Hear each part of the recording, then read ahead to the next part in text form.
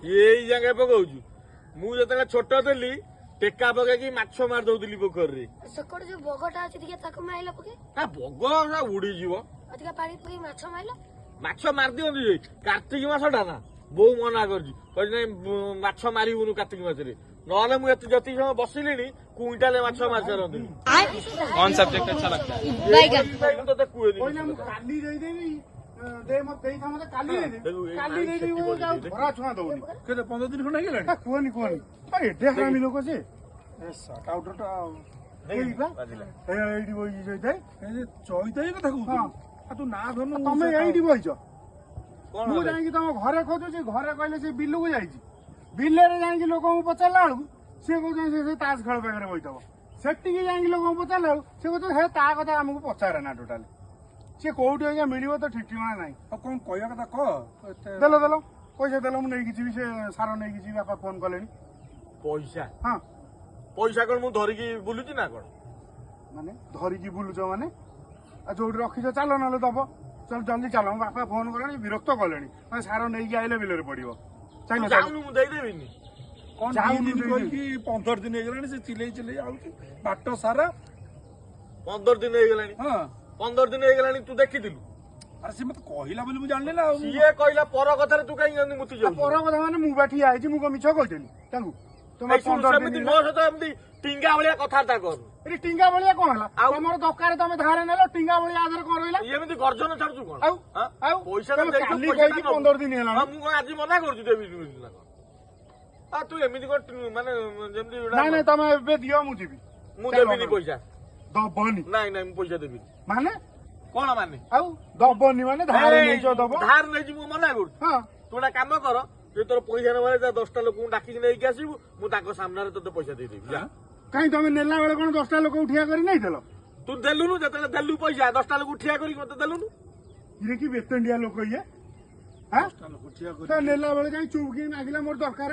ଦେ ମୁଁ କାଲି ଫେରେଇ ଦେବି ପଇସା ମାଗିଲା ବେଳକୁ କହୁଛି 10 ଜଣ ଠିଆ ନ କରିଦେବେନି ତୁ ଚୁପ୍ କାହିଁ ଦେଇଦଉଥିଲୁ ପ୍ରମାଣ ରଖିଲୁନୁ ଦେଇଛୁ ବୋଲି କିଛି ପ୍ରମାଣ ଅଛି ଆଉ ତମର ଥୋବରିଆ ସାଙ୍ଗରେ ଯୁକ୍ତି କରିହବନି ତମେ ଚାଲ ଏବେ ପଇସା ଦବ ମୁଁ ନେଇକି ଯିବି ଟୋଟାଲ ଦେବିନି 10ଟା ଲୋକକୁ ଡାକିକି ନେଇକି ଆସିବୁ ଏଠି ମୋ ସାମ୍ନାକୁ ତାଙ୍କ ଆଗରେ ମୁଁ ଏଗ୍ରିମେଣ୍ଟ କରିଦେବି ତତେ ଦେଇଦେବି ଯା 10ଟା ଲୋକକୁ ହଁ ହଉ ଦେଖ ତୁ ଦେଖ ସେପଟେ ମୁଣ୍ଡ ତାକୁ ଦେଖିକି ଦେଖିଲ ସେ ଯୋଉ କିଏ ଅଛି ଦେଖିଲ ଟିକେ ପଇସା ନେବାକୁ ପଡେଛି ମୋ କଥା ଗନିଆ ଏଇଠି ରହ ଗନିଆ ପାଇଲି ମୁଁ କଣ ଯିବି ତୁ ଭାବୁଛୁ ସିଏ ମତେ ଛାଡିଛି ଏଇ ଦେଖ ଆସିଲା ରମ ଦେଖିଲା କଣ ତୋ ଭଳିଆ ମୁଁ ବି 10ଟା ଲୋକ ଖୋଜୁଛି ମୋର 3ଟା ଲୋକ ହେଇଗଲାଣି ତମେ 2 5 ମୁଁ ବା ସେଇଥିପାଇଁ ଜଗି ବହି ସେତିବେଳଠୁ ମାନେ ତମ ଠାରୁ ନେଇକି ବି କହିଛନ୍ତି 10ଟା ଲୋକ କହନା ଦେଇଛି ଯୋଉ ପସ୍ତଉଛି 10ଟା ଲୋକ ମୋର ଦରକାର ବର୍ତ୍ତମାନ ମୋର 3ଟା ଯୋଗାଡ଼ କରିଦେଇ 4 5 6 ଜଣ ହେଇଗଲେ ଆଉ 5 ଜଣରେ ହବ 10 ଜଣ ନହେଲେ ତମେ ଦବନି ପଇସା ଶୁଣୁ କଣ୍ଡିସନ ମୋର ସମସ୍ତଙ୍କ ପାଇଁ ସମାନ ତା ପାଇଁ ଯା ତୋ ପାଇଁ ଯା ତା ପାଇଁ ବି ସେଇଆ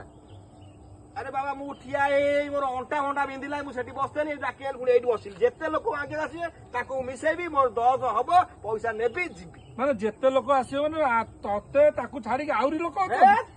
କହନା କେତେ ଲୋକ ଆଉଛନ୍ତି ତ ମୁଣ୍ଡ ଥୋବରିଆ ଲୋକଟା ଇଏ ମାନେ ତାଠୁ ଆହୁରି 10-15 ଜଣ ବୋଧେ ନେଇଯାଇଛି ଯିବା ଶୁଣୁ କୁଆଡେ ଯିବା ଦରକାର ନାହିଁ ଇଏ ଯୁଆଡେ ଗଲା ତା ପଛରେ ଯିବା ଯିଏ ମାଗିବେ ସବୁ ମିଶେଇବା ଆମର 8 ଜଣ ହେଇଥିଲେ ଇଏ 9 ଜଣ ତମେ 10 ଜଣ ଦିଅ ପଇସା 8 ଜଣ କୋଉଠି ଗଣି ଦେଲୁ ଆଉ ସିଏ ଆଉ 3 ଜଣ ଠିକ କରି ସେଦିନ ଆଣିକି ଠିଆ କରି ତାଙ୍କୁ ଆଣ ଠିଆ କର ଏଠି ତୁ ତ ପାରିବୁ କଣ୍ଡିସନ ସମାନ